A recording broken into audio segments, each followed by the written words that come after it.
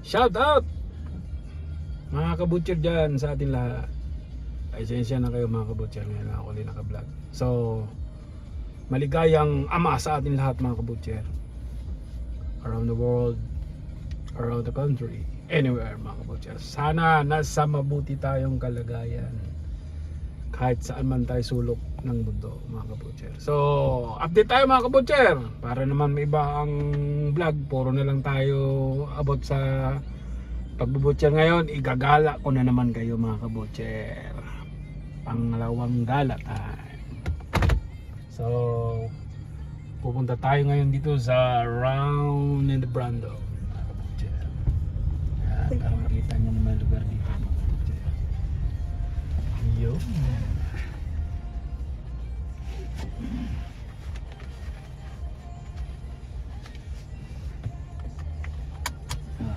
Seatbelt muna yung camera, tagapitik mga kabutcher. So ito yung close dito sa 18th Street, Main Street mga kabutcher. Kakaliwa tayo sa Main Street para makita nyo yung view ng Brandon, Manitoba. Mga kabutcher, ito palang Brandon is pangalawa ito sa Manitoba na hindi na ako sigurado kung pangalawa ito na city na medyo maganda. Hindi ko naman sinasabi na ibang city is pangit, pero in the future, sa balang araw mga kabutcher, madidevelop tong lugar na to. Yan, tingnan nyo, yan, school. Ito yung the largest, ayan o, Bell MTS, yan yung pinakamayaman dito. Yan yung kung sa Pilipinas, ano yan, Globe tsaka ano, Tokentex Smart, yan. So ayan, university mga kabutcher, malapit lang kami rito, kaya medyo maganda-ganda rin dito mga kabutcher mag stay sa Brandon. Tulad yan, may university, tapos malapit yung mga bahay, yung mga apartment ng mga student, mga nag-aaral dyan. Yan, kompleto yun dyan sa BU. Punta tayo din sa may tulay. Brandon University. Pupunta tayo doon. Igagala natin sila para makita nila yung ganda ng Brandon, Manitoba. So nung dumating ako dito mga kabutcher, itong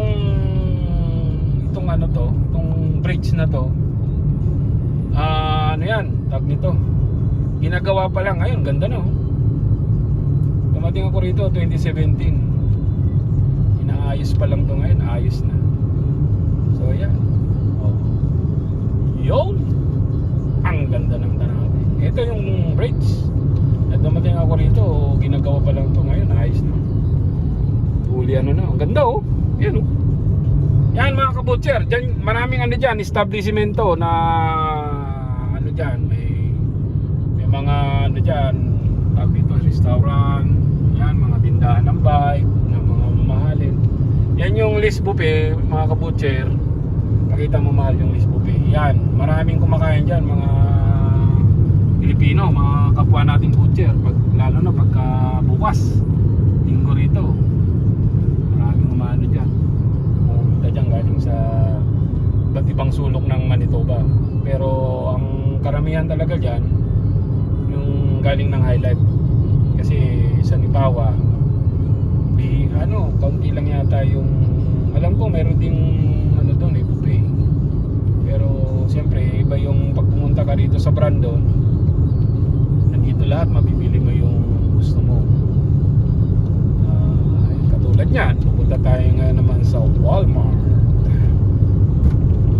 Walmart mga kabutcher. Diyan tag nito, diyan nag-grocery yung mga kabaro natin. Yan o, pakita mo yung ilaw. Pakita nila. Iba naman tayo ng tinitingnan kasi puro butcher na lang ang topic. Yun, pagka nagawi kayo rito mga kabutcher, yan, may idea na kayo sa Brandon. Yun yung ganda ng Brandon no? sa bahalang araw, maano to, fully develop na talaga to. Hindi pa nila napuntahan yung yung airport dito eh. Yan, gagala natin sila sa lalong madaling panahon. Yun.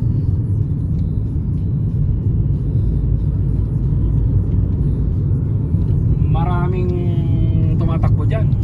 Ano yan eh, dyan yung mga nagja-jogging sa umaga. Pero yan, pupunta naman tayo rito sa malapit sa Oval, parang track and field ng mga school. Marami rito. Ayan, isa na yan. Ayan, pupunta yung mga bata dyan, mga anak natin. May event sila minsan dyan. Sa umaga makikita mo dyan, kasi gabi ngayon dito mga kabutcher, makikita nyo marami nagja-jogging dyan. Jogging, ginagala yung mga pet nila tulad ng aso. Yun ganda rito ng school.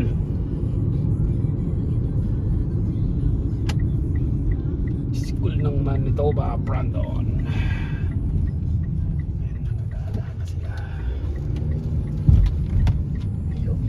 Bahay rito, mga bagong build to eh. Mga bagong gawa itong mga bahay rito. Yun, dito yun mahal yung Oval.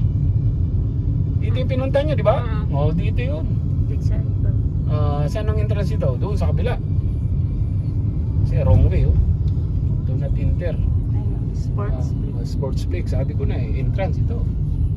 Yun.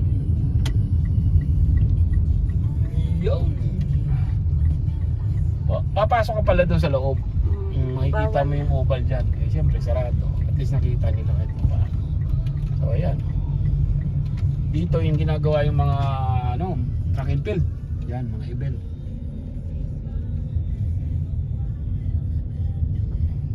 Ayun yung Oval So balik tayo doon sa Main Street, mga kabutcher. Nakita ko na. So ito, may idea na kayo mga kabutcher. Pag nakarating kayo rito ng Canada, Manitoba, kahit sang sulok ng Canada, hindi naman nagkakalayo yung mga niyan, mga itsura, isa lang setup. Ayan, ang ganda ng panahon dito mga kabutcher. Buhay na buhay ang Brandon, Manitoba. So sana nag-enjoy kayo mga kabutcher ha. Happy Father's Day sa atin lahat. Thank you sa mga subscribers ko. Shout out, mabuhay sa atin mga ama. Alagaan natin ang ating pamilya. Mabuhay tayong lahat mga kabutcher. Kung may tanong kayo, may comments, o kaya may importanteng tanong, comments lang po kayo. Kung kaya kong sagutin, sasagutin natin yan sa abot ng aking mga kaya. So yun, sana nag-enjoy kayo sa video kong ito na pamamasyal dito sa Brandon, sa lugar namin. Makikita nila yung yan, mga Home Depot, yan, makikita nila dyan. yung sunset mamaya doon. Yan. Makikita nila dyan. Bumalik lang kami. Iniikot ko lang namin. Pero ito na yun. Yung ang ganda ng Manitoba, Brandon. So, kung may katanungan kayo mga kabutcher, huwag kayong mag-atubili. Sa mga subscribers ko, salamat. Paki-like, paki-share, paki-subscribe na rin. Salamat sa inyo sa walang sawang suporta sa aking channel, sa ating channel mga kabutcher. Salamat pala sa aking nagpitik. See you around. God bless sa atin lahat mga kabutcher.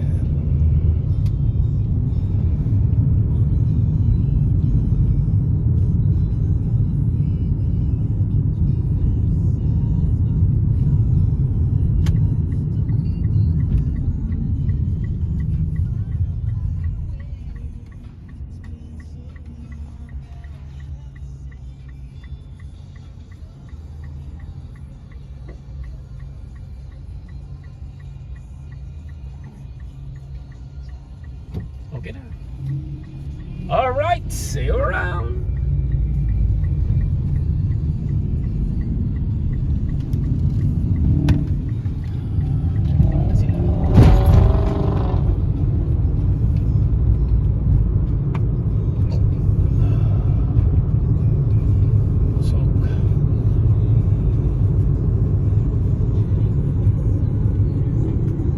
Ayos na.